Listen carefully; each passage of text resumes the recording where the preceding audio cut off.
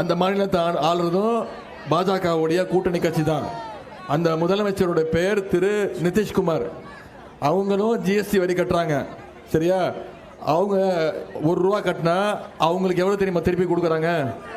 ₹7. ₹1 கொடுத்தா ₹7.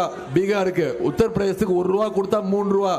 தமிழ்நாட்டு மக்களுக்கு இந்த ₹1 கொடுத்தா ₹3, ₹1 கொடுத்தா ₹7 கொடுக்குறாங்கல்ல, யாரோட காசு? தமிழ்நாட்டு மக்களுடைய வரிப்பணம்.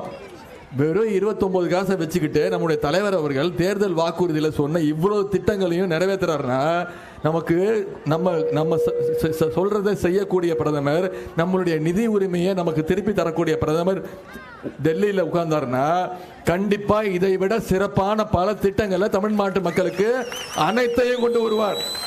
இந்தியாவிலே முதல் மாநிலமா தமிழ்நாட்டை உருவாக்குவார். அதை செஞ்சு கொடுக்கணும்னா